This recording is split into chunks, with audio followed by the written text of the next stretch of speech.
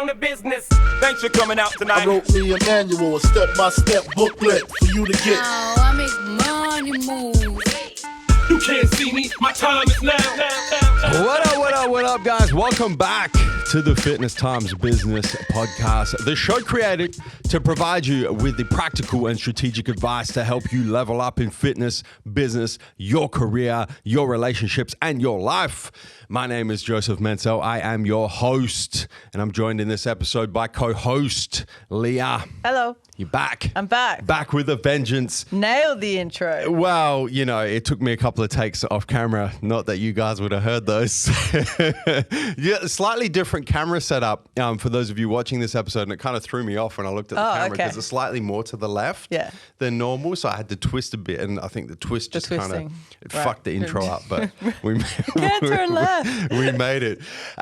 Listen, before we get into this show, we're coming towards the end of the year. Yeah. And I'm preparing for my Christmas party speech. Oh, boy. The infamous. Yeah. It's going to be short this year. Yeah, sure.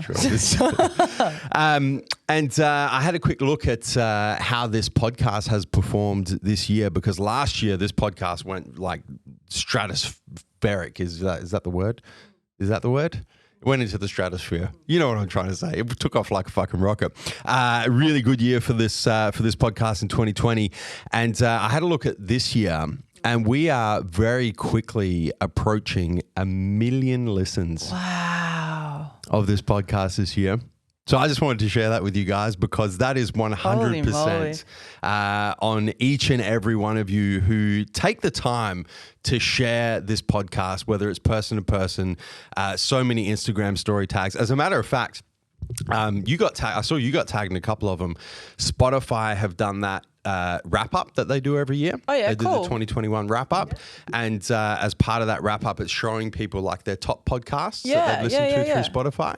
And most of our listeners come through iTunes, but I got tagged in so many of those Spotify ones. Yeah, That's Spotify, wild. like being in the top 5 of people's Spotify and people sharing and That is tagging. very, very cool. Yeah, so I just wanted to say, you know, before we even get into this episode, thank you guys so much for listening, for sharing, for spreading the good word of this podcast.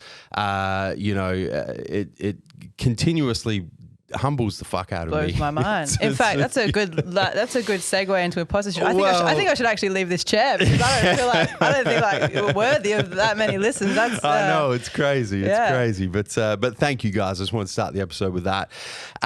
Imposter Syndrome is the title of this episode.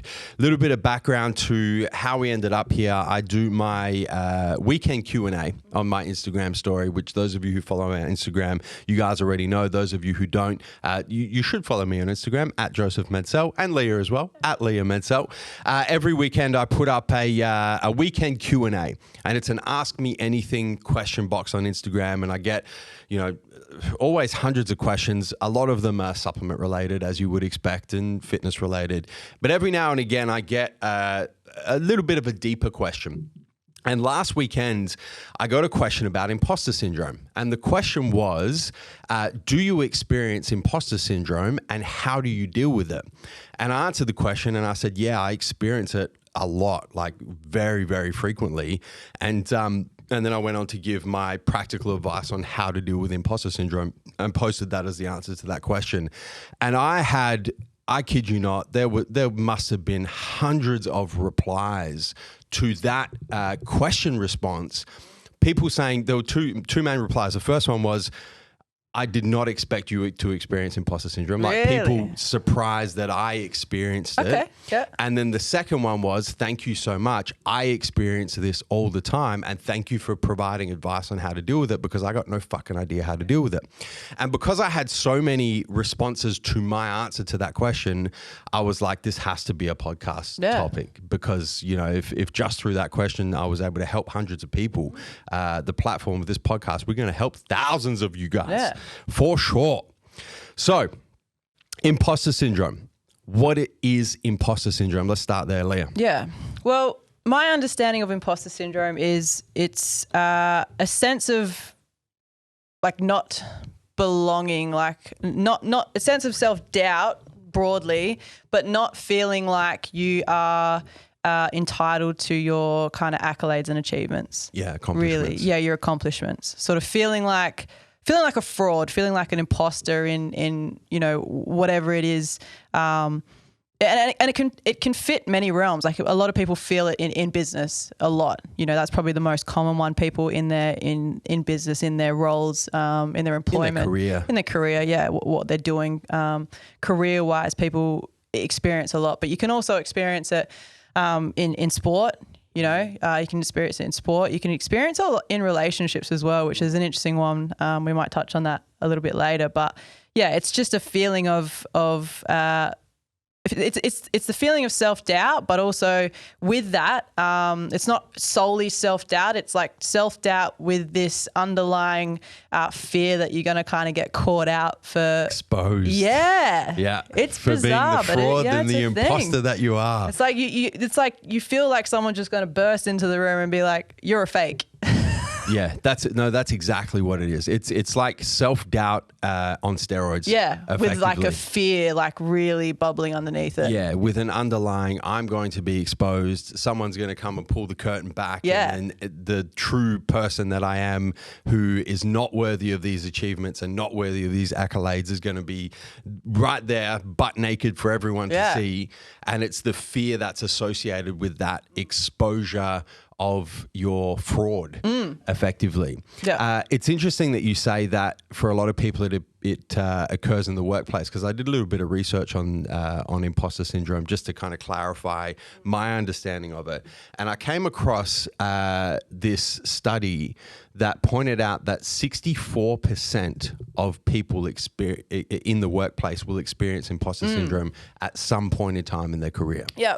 I read something similar, and it was like 70%, like every 2 out of 3 people. It's pretty much 2 out of 3 will experience imposter syndrome, which tells me straight away that most of you guys listening right now, if you haven't experienced it up until this point in time, you definitely will. So what we're about to go through in this podcast is either going to be super valuable to you right now or will be in the future, no doubt. The other thing about imposter syndrome, just to add to your definition there, is that it's very common amongst high achievers. It's very common amongst people with high ambitions. Touche, yep. Which are most of the listeners of this show. Yeah. Straight up. That's why you're listening to this podcast, because you're trying to get shit done. You've got big ambitions, and you're trying to make those ambitions come to life. I think two people that are famously known for suffering from this phenomenon. One of them's Albert Einstein. Always was like, what's so special about what I'm doing? Anyone can kind of do it. And Maya Angelou was another one. Isn't it funny that you say that? Yeah. Because in the head office here at MJHQ, you guys may have seen this in the background of Instagram stories, but we have these prints. We have these canvas prints. There's 10 canvas prints, 11 actually. There's 11 canvas prints around the office at MJHQ, and the canvas prints have someone's face on there and then a quote that they are famous for. And 2 of those prints are Albert Einstein and Maya Angelou. Yeah. So we're surrounded by imposter syndrome advocates. After one of her many books, she was quoted sort of saying, I think it was after like her 11th or something. So anyone who doesn't know who Maya Angelou is, a great poet, storyteller, writer. And she was quoted to say something along the lines of, I'm going to get found out. If people are going to kind of realize that when are people going to realize I've been like running a game, I think was kind of along the lines of what she said. So, yeah. That's not the quote we have on the wall here. No, though. that's not. Nothing works unless you do. Yeah. Is the quote that we have.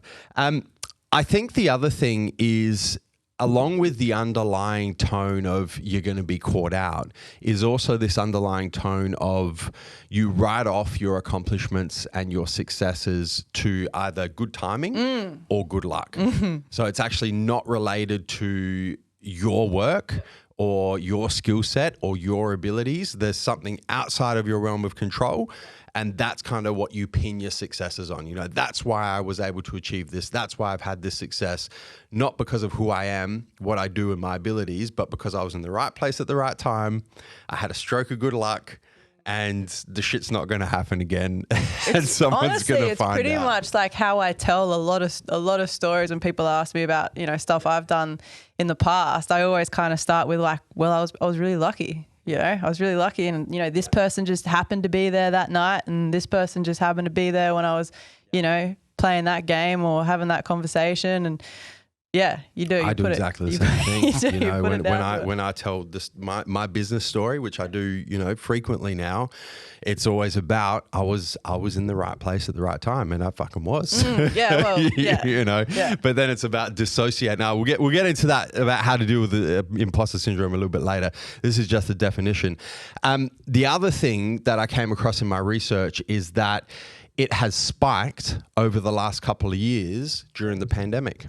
Really? Yep. Okay. Yeah, no, I hadn't. Yeah. Figured The that occurrence of imposter syndrome, however they measure it, has spiked over the last couple of years. So, you know, that 64% in the workplace is probably up into the 70s now, I would imagine, due to the pressures of the pandemic. And I guess you know, I was the one that said it, the exposure pandemic. Right, yeah. It's exposing all of our imposter syndrome tendencies as well.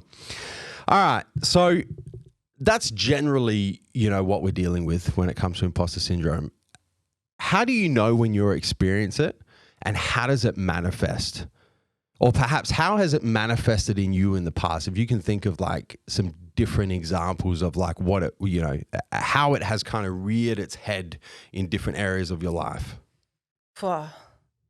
But my whole life is just one big imposter syndrome. Oh, for being completely honest. You experience it right now, right here. I said before when you about sitting in this chair, like I definitely don't feel like I need to be sitting here. But look, like I've experienced it throughout my life.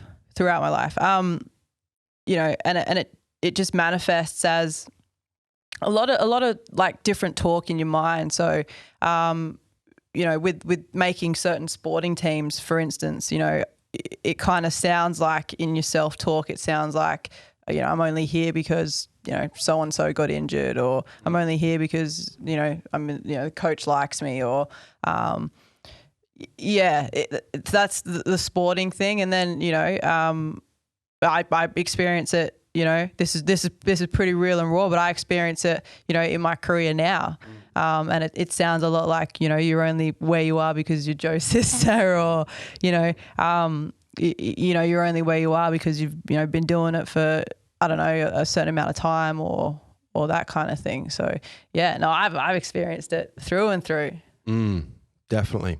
For me, it's, you know, I guess the two main areas of my life, professionally in fitness and business, are where it pops up time and time again, particularly in business, but in fitness as well. You know, my kind of fitness achievements and my fitness accolades, the self-talk in my mind comes back to, well, you know what, you got pretty good genetics. You know, like you were given a gift, you know, to be able to do well in physique-based sports. You know, even turning pro in 2017, you know, I was in the right place at the right time. You know, I was, I caught a particular judge's eye. You know, all those sorts of like good luck things that aren't actually related to the fact that, you know what, by 2017, I'd been competing for fucking 13 years. I'd done 23 shows.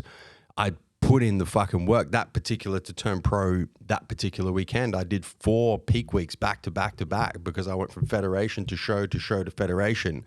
But no. Right place at the right time. I think I experienced it the worst. Not that it's a bad thing. So I experienced it the strongest in DJing.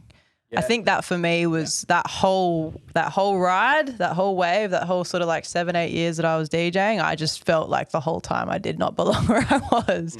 You know, I guess winning that comp with EMI Music, and then sort of, you know, touring with EMI Music along some big names, you know. That whole thing, I was just like, I am not meant to be here, and someone is going to figure that out really soon. Yeah. It's weird when you're just on that point. It's weird when you're in the presence of people who you look up to. Yeah, 100%. Right? Like, yeah. you know, who were some of the people that you DJ with? Well, yeah, like I was like supporting, you know, Alice in Wonderland for a bunch of her shows. You know, played all the major festivals. You know, I played on the same set, on the same bills as massive names. You know, played a opening support, ADE with David Guetta and stuff like that. It's just huge stuff that I'm like standing there going like, this is a fluke. What am I doing here? You know, what is going on? Yeah. That's when it really like is strongest for me as well. It's like when I'm in the presence of people I look up to. Like I remember the couple of times that I've trained with Ronnie Coleman. Yeah. And I was just like, the one time that immediately comes to mind was when I went to Texas and I actually went to Ronnie's house and spent time with Ron and his family and trained in his home gym. And the whole time I was just like, what the fuck am I doing here? Like, how does this, man, Ron's going to find out at some point that I'm not who he thinks I am and he's going to kick me the fuck out. It's actually like, it's funny to look back in hindsight. Like, I remember being in LA and for a tour with my manager at the time, who was from EMI Music, and that whole experience for me was just like that whole time away was just crazy. Like I was, you know, partying. I was like in a hotel room with Empire of the Sun, and you know, I was sitting in a meeting at Capitol Records with like someone who had worked with Snoop Dogg, and I'm sitting in this chair having a meeting with this dude and my manager, and I was like, what am I doing here? Yeah. For me, it's definitely very prevalent in those sorts of situations where you're in the presence of these people who you're just like, man, these guys are like on a different fucking level. Yeah. You know, they're on a different. And I'm not on that level. And I'm not. I definitely do not deserve to be on that level. And one of you motherfuckers is going to expose me in about 2 seconds flat. Yeah.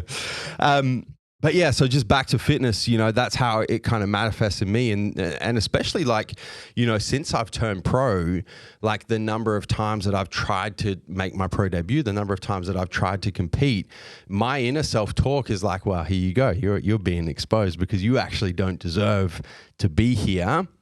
And this is the universe exposing you because you're actually not even going to be able to step on stage next to these guys who you look up to, you know, to compete against. So that's kind of how it manifests for me in the fitness space. In the business space, you know, and we mentioned when we talk about like origin stories and that sort of stuff, for me, it always manifests in, I got really lucky. I, once again, was in the right place at the right time. And I'm going to be exposed because I actually don't know how to run a business.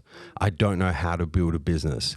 I really have no fucking idea what I'm doing. And right up to this point, I've just fluked everything. And all of my successes have been lucky, right place, right time. And, you know, for me particularly, everything that's happened around the pandemic over the last couple of years has really tested that for me. It's really tested it because now it's like, well, now you got to do real business shit, you know, and there's always kind of that imposter syndrome that's kind of floating over my head going, you know, at some point the rug's going to be pulled out from underneath me and I'm going to be exposed for getting to this point in my career in business just through sheer luck. And as soon as that luck is taken away, there's actually nothing there to support that. That's kind of how that manifests for me in the in the business space. Yeah, currently for me too, like, you know, I run a retail team of 10, 11, 12 guys at the moment. And yeah, I kind of sometimes have days where I'm like, do I know what I'm doing? Like, am I, you know, I got to run this whole retail team and am I the right person for this job? You know, do I have the experience and stuff like that? And then also with the apparel stuff like designing, I think in the creative world, I think imposter syndrome comes out a lot. Like I think you find a lot of artists, whether it be in music or you know, in any realm of art, I think they struggle with it a lot because it is really like, it's critical. There's no like right or wrong. And you know, with fashion design, it's exactly the same thing. Like there's no like, that's right and that's wrong. It's like, it is what you've put out there. And, you know, so yeah, I definitely feel it with the design side of things as well. Like, is this good enough? Is this up to the standard of the industry I'm trying to play in here? So definitely. I think in the career space as well, a little bit foreign to me because I've always, well, not always, but for the most of my career, I've run my own business or businesses. In the career space, it can manifest a lot of times when you kind of work your way up the ladder of a particular business or a particular corporate career, and you kind of find yourself in a position that you have objectively earned and you have the skills and the abilities to back it up, but you kind of find yourself in this managerial position, or you find yourself in this position of authority, or you're managing a team of people, or you're managing a multi-million, $100 million project, or whatever the situation may be. And it's kind of like, once again, how the fuck did I get here? Did I just fluke myself into this position? Was it because I knew somebody who knew somebody, or because I'm related to this person who knows this person, or whatever the fuck you want to try and justify outside of the fact that you earned the position, you've got the skills, you've got the abilities. That's kind of how it manifests in the career space, especially as you achieve more and more career success and you kind of work your way up the corporate ladder or the business ladder, and you kind of find yourself with more and more responsibility, often when you don't know how to deal with it. Yeah. And I think that's a common theme, with imposter syndrome, whether it manifests in fitness or business or career, is that it's often most intense when shit gets difficult. Yeah. When shit is hard and you start experiencing self-doubt, it's very easy for that self-doubt to kind of morph into imposter syndrome.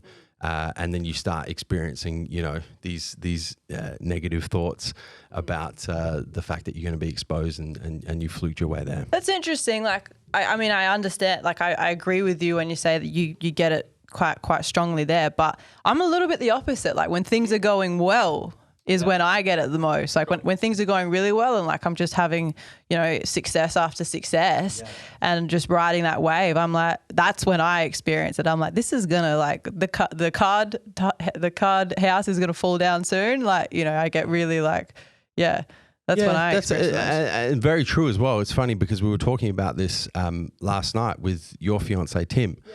And Tim, he said the same thing. He did, actually. He was like, the one time I experienced it was when I transitioned from physical PT to online PT, and the online PT business just fucking exploded. And he was like, I don't deserve this.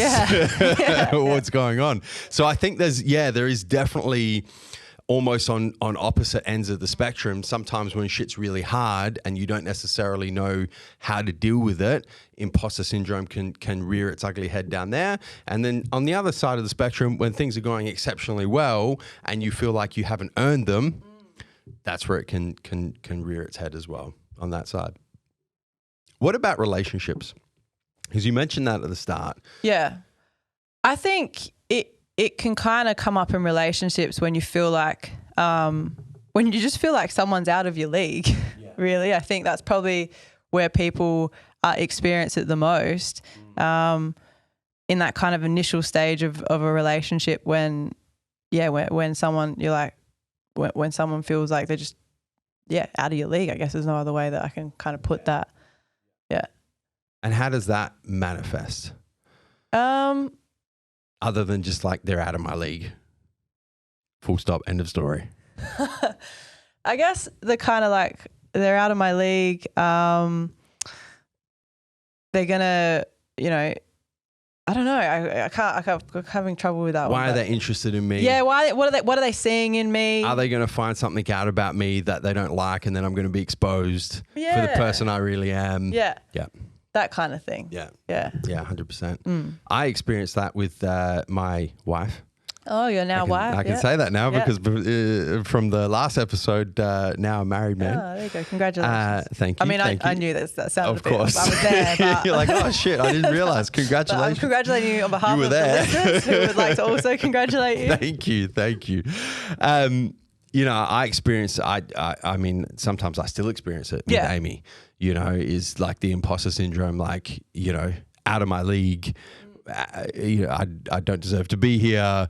What are some things that I'm going to be exposed about? I got super lucky, especially the way that we crossed paths and we met was just, statistically impossible. For me, sometimes my mind goes back to that and it's like, fuck, I was really in the right place at the right time, in the right headspace, and I'm going to be exposed for that at some point. So I think it can definitely come up in relationships, not just, and you know what, not just like personal romantic relationships, but like friendships as well. In a similar sort of situation, you find yourself in a circle of friends, and for a lot of the listeners who are listening to this podcast, we're always trying to get into, circles that help us level up, circles that help us develop certain skills, circles that support us and allow us to move our lives forward. Sometimes you find yourself in these circles and you're like, fuck, I don't deserve to be here. Am I on the level with these people? And that kind of thing? Yeah. These, they're going to find out some shit about me. I'm going to be exposed. I'm going to be kicked out of this fucking circle. So, it definitely comes up in relationships. How do you deal with it? What's your practical and strategic advice for dealing with this imposter syndrome? My first one is to check your self-talk. This is a big one for me, and I've, spoken about it in previous episodes before about how important, checking what you're actually saying to yourself is. But huge with this one because, imposterism, your self-talk is always negative. Like we said, what are the kind of things you say to yourself? Like, well, I don't deserve to be here. I've fluked this, those kind of things. And I think challenging that self-talk with positive self-talk and, things that are actual fact and as opposed to just these like fictional things that you're coming up with in your head, I think is a big one. So, reminding yourself what you've done to get to where you are, reminding yourself that you do deserve to be there, those kind of things I think are super important if you're going to challenge this imposter syndrome. You know what I do one step earlier than that? Before I even go into like the checking the self-talk and then the fact-finding evidence that supports to the contrary. One of the things that my mind has a tendency to do around imposter syndrome is I'll experience the feeling of imposter syndrome and all of the negative self-talk that goes on around it.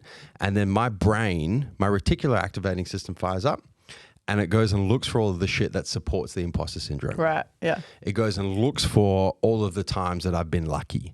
It goes and looks for all of the times that I've been in the right place at the right time. It goes and looks for all of the times that I've fluked some shit, because we've all had those nice wins. Man, our minds love to like find stuff that supports any thought that they're thinking. 100%. And so it goes, you know what, you're feeling this way. I'm going to go and find evidence that supports the way that you're feeling. Yeah. So my thoughts and my feelings kind of almost layer on top of each other and start this snowball effect, which for me is very, very difficult to get out of. So the first thing that I do is I separate my thoughts and my feelings. And the way that I do that is I actually lean into the feeling of imposter syndrome. I don't try and support it. I don't try and fight against it. I let my analytical mind just do its thing, go over here, and I let my emotional mind come in and actually experience the imposter syndrome. And the way that I do that is I'll physically describe to myself what I'm feeling, right? So how am I feeling? All right, I'm feeling a little bit nervous. Physically, where do I feel that? Do I feel it in my shoulders? Is it in my traps? Is it in my chest? Is it in my diaphragm? Is it in my stomach? Is it in my legs? Where, like actually physically describe the feeling. Okay, I'm feeling a bit nervous. I'm feeling a little bit overwhelmed.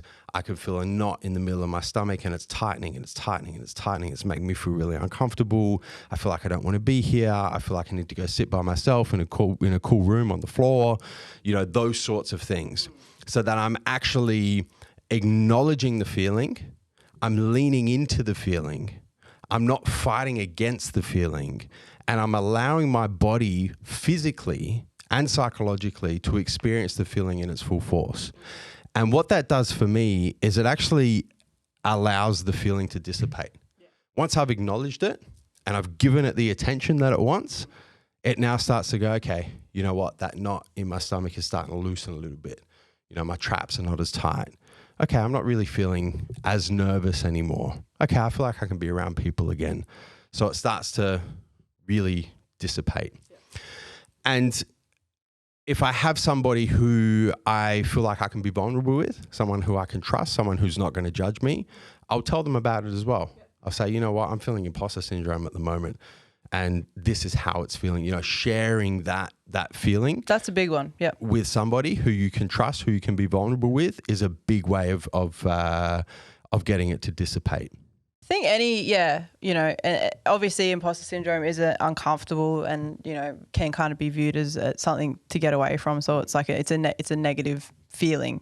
I think the thing with, any thought or feeling is if you don't acknowledge it and sit with it and be with it, it's like a little kid like tugging at your pants, just like, pay me attention, and like think about it. But literally, until you pay attention to that little kid, it will get louder and it'll throw a tantrum and it'll get just more crazy until you actually turn around and go like, dude, what do you want? Like, and then the whole thing dissipates. So I think that's a good analogy to kind of think of like, you know, thoughts and feelings, and if you don't give them the attention they're acknowledgement. It's not even attention, it's just acknowledgement. Yeah. If you don't give them the acknowledgement that they want, it just gets louder and more hectic. And it's counterintuitive because, you know, your initial reaction to any negative emotion is to fight against it. But what you actually need to do is lean into it. Yeah. Yeah. It's fight or flight, right? Yeah. You know, 100%. And it's uncomfortable. Let me get the fuck away from it. I don't want to deal with this shit. Let me try and get back from, you know, experiencing negative to experiencing positive. And the harder you try and bridge that gap, the harder you try and fight against the negative, the stronger it gets. Well, because once upon a time, we needed that. Yeah. It was it's a survival thing that's in us that we needed once upon a time to get away from, you know, real threats. You know, being chased by a bear. You know, not actually having food, that kind of thing. You know, so it's in us, but we don't really need it anymore. But it still acts the exact same way. Yeah, 100%. And then what I do is what you mentioned, is I go fact finding or fact focusing. I go and seek out the evidence that proves to myself that I'm not an imposter. Once I've experienced the emotion, it dissipates. Now I can let my analytical mind over here go to work and go, you know what? I wasn't in the right place at the right time. Or maybe I was, but it was me who decided to take action. It was me who spotted the opportunity. It was me who put my ass on the line to go and pursue the path that everyone said I shouldn't pursue, and is now reaping the rewards of that. I go and look for the evidence that proves to myself that I do deserve to be here, that I have earned this shit, that I didn't get lucky. There's a lot more than luck that goes into it, and there's nothing to expose. You know, there's nobody who's going to come and pull that curtain back or pull the rug from underneath me and expose who I truly am, because this is who I truly am. Yeah. So that's when I go on that kind of fact-finding mission. Another thing that I do is, you know, on in line with the fact-finding mission, but if, you know, I'm really struggling to, you know, find the facts that support, you know, my achievements, again, I go to those who are either superiors or people who know me really well, or, you know, if it's in career, I go to, you know, you know, or if it's in sport, I'll go to my coach and actually just, you know, just sit with them and get the feedback and, you know, get it from them directly to kind of, you know, make me feel like, you know, I am worthy and deserving of where I am. Yeah. Because sometimes you can't actually, you know, if you're really in the storm of it, it's kind of hard to, you know, break out of that. So often if you just go to someone else and be like, look, I'm feeling like this, you know, that's often the only cue that they need, you know, coach, I'm feeling like, you know, I got selected this week, but I don't feel like I should be here. And that's the cue that they probably need to just be like, you know, Leah, like, what do you mean? You've been training your ass off this week. You've been standing out, doing this, doing that. And that instantly is going to make you feel better. Yeah. On that, from just to flip to the experiencing imposter syndrome to helping people manage imposter syndrome, from a manager's perspective, what do you suggest, you know, the listeners and the viewers who are responsible for people, right? And are in a position of authority. What do you suggest they do to help their team members or their staff members or their community, whoever it may be, deal with imposter syndrome?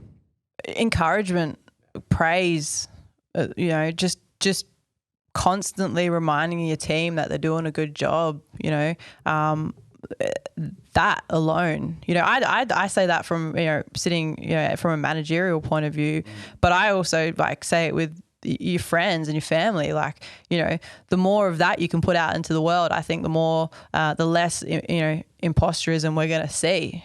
If you praise your friends, there's too many times you see it all the time on social media and stuff, people achieving stuff and, no one's clapping for them. Yeah. Clap for your friends. That's probably why they're suffering from imposter syndrome, because there's too many people sitting back, not celebrating their wins. So, the more of that goes around, the better it is for sort of combating this imposter syndrome that we're experiencing. Yeah, I think it's such a simple thing to do. And so often we find it so difficult for whatever reason is, to celebrate wins, but even in particular is to give positive feedback. Yeah. It's something that from my position as a leader and as a manager, something that I've been much more conscious of, definitely in the last 12 months, I think, than I've ever been conscious of before. And I think particularly because I know how difficult the last 12 months has been, the last 2 years has been, is, I've always been big, and we've done a full podcast on this, on constructive criticism, right, is decoding criticism. And I've always been big on trying to be as candid as I can with criticism, making sure it's constructive, making sure that I'm helping people level up by providing candid and constructive criticism. But something I've been much more conscious of, as I mentioned, over the last 12 months and really over the last 2 years, is making sure that I also take the time to provide positive feedback. You know what? Let me give you the constructive feedback over here. This is what you can do a little bit better. These are the gaps that I've acknowledged that I'm happy to help you fill. You know what? Great fucking job with this. Yeah. You know what? You absolutely crushed that shit. That task that I had for you to do, you went over and above. Really good work. It's just making sure that I'm giving both sides. I'm giving the, you can improve here, but then I'm also giving you fucking crush this shit and you deserve to be recognized for that. You deserve to be celebrated for that win because that was fucking amazing. So, I think it's really good advice. And I think it's just a really good way of almost like starving off imposter syndrome before it even becomes a thing. Yeah. Another thing that I discovered accidentally, actually, and this was only a couple of weeks ago, I was talking to one of our new employees about just a bunch of stuff, actually, and sort of, she asked me about, it was actually, I've posted a photo of you and I was in a South uniform, for your birthday, actually. And she's like, oh, I didn't know you played for South. I was like, yeah, I played for South, won a championship, and then, that kind of, and then she's like, oh, you don't play anymore. I'm like, oh, I actually went back to playing basketball. And she's like, what do you mean went back? And then, oh, well, I actually used to play basketball. And then, oh, well, why did you stop there? Oh, because I, toured around DJing and, and it just, I literally kind of unloaded like the whole life story that I've got. Kentucky tour of Leah to her. And in doing that, I actually, she actually said to me, she was like, wow, like you've done a lot. Like you've done some shit. You got some stuff. And that wasn't on purpose, but in that I kind of got a bit of just sat a bit better with the achievements and kind of went, oh yeah, like I probably, even sitting in this podcast, I'm like, well, do I deserve to be sitting here? Am I the right person to be giving, advice and information to all these listeners? And, I was kind of like, well, yeah, I probably do have a lot of experience to sort of draw from. So, it was an accident, but, I think actually talking about your achievements is a big one. And people who are, high achievers, perfectionists, almost shy away from any achievements, that they don't talk about them, they don't celebrate them at all. They'll get like a high distinction at uni and it'll, just not even get mentioned in conversation. So I think in bringing that forward and actually, putting it into conversation, telling the people that are close to you or your friends or whatever, then you get that feedback. You get that other person going like, wow, you must have worked really hard for that.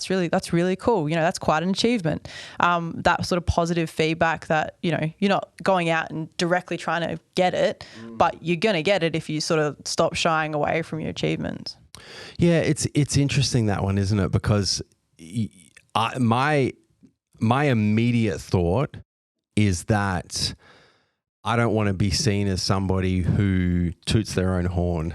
Yeah, and that's, I'm not saying go on, toot your own horn or anything. Like it's a fine balance though, isn't it? Because that, like, as soon as you say that, like, I 100% get, the conversation you had, and obviously I know about all of the shit that you've done in the Kentucky tour of Leah, and I know it's legit, right? But for me, I'm like, if I was kind of put in that situation, and I do this a lot, is I tend to just like talk down my shit because I don't want to be perceived as somebody who toots their own horn. Right. I don't want to be perceived as someone who blows their own trumpet. Which is classic. This is classic imposter syndrome. This is like, you think you're being modest by saying things like, I was just right place, right time. And, I've had some good lucky streaks here and there. It initially sounds modest, but what you're actually doing is, reinforcing the imposter syndrome. Reinforcing the imposter syndrome. So, look, I'm not saying like, get on a pedestal and, toot your own horn per se, but I think, if you've achieved something that you're proud of, talking about it with people that are close to you, or, if someone asks you about it, don't shy away from it. That's good. That's going to be important in overcoming the imposter syndrome. Yeah. Well, somebody needs to show other people how to win as well. Yeah. At the end of the day, if you're not willing to share your successes, if you're not willing to share your accomplishments, you could be kind of cutting other people short as well, because that might inspire them to go and achieve certain things as well. I think that, so much of that ties into the two ways that I can think of. We've said once you're experiencing imposter syndrome, how do you deal with it, right? So once it's come on, we just gave the practical strategic advice to deal with it. What about what you can do beforehand to make sure that the chances of imposter syndrome taking hold are as slim as possible? And the first one is celebrating your wins, right? That's a is big one. Making sure that you take the time to go, you know what, I fucking crushed that. I earned that, right? My skills, my abilities, my work ethic, my grit, everything that went into that resulted in that success, resulted in that achievement, and I'm going to own that. I earned that shit. And really experiencing, we talk about experiencing the full force of the negative emotions associated with imposter syndrome. It's also about experiencing the positive emotions associated with winning, right? With happiness and joy and bliss and satisfaction and fulfillment and all of the good shit that comes along with putting in the fucking work and getting a result. So that's a big one, is celebrating your successes. This one's big for me, is avoiding comparison. Yes. Comparison is the thief of joy. Yes. Theodore Roosevelt. Nailed it. Is that right? Yes. Look at me go. Yeah, I do like that quote. And it reigns very true. Very true. For me, most of the times when I feel imposter syndrome coming on, especially in business, is when I'm comparing myself to someone else. Yeah. That's the trigger for me. I know it straight away. I can feel it in my bones. I start thinking about, this is where I'm at. This is where that person's at. Or, a lot of the people that I look up to in business are older than me, so they might be 10 years older than me, 15 years older than me, 20 years older than me. I'm like, when they were my age, where were they at? Where am I at? What do I need to do in the next 5, 10? Yeah. I do that all the fucking time. Like age is like this construct that, does my fucking head in. But we all do it. We all do it. Yeah, and that for me, immediately, imposter syndrome, straight away. That's the trigger for me. So I think, firstly, just being conscious and aware of that is knowing that if that comparison is not only the thief of joy, but is also the catalyst for imposter syndrome, is just to be really aware of when you're doing it and maybe try and pull yourself back for a second. A lot of this just revolves around being a bit more self-aware, to be honest, you know. Yeah, a lot of dealing with negative emotions in general does, but imposter syndrome here in particular. Look, imposter syndrome, not all bad, you know. Can be used a little bit as a kind of a motivator. If you kind of if you're acknowledging it and you're kind of getting, you know, I guess the opposite of it would be, yeah, I'm the shit. I don't need to try hard anymore because I'm at the top of my game, and you know, so it obviously when it spirals out of control, and you know, it can be it can go a negative sort of way. But I think a little bit of feeling, you know, a little bit of, it can be a bit motivating. Well, it's a good way of instilling humility. Yeah. I think more than anything, you know, sometimes when I'm experiencing imposter syndrome, it's not nice, and I don't like it. And you know, as much as I know I need to lean into it, and I do lean into it, I don't enjoy the experience of leaning into it. Yeah. But always after the fact, I always kind of find myself with just a little aftertaste of gratitude for it, because I kind of go, you know what, I have a lot of confidence in myself. I'm generally a very optimistic person, and I have a lot of self-belief. But I know from my life experience that too much of that is definitely not a good thing. And so my kind of aftertaste of gratitude is the fact that it instills humility in me. Yeah. Is, you know what, this is a good thing, because it actually allows me to remain 50.1% humble and 49.9% confidence.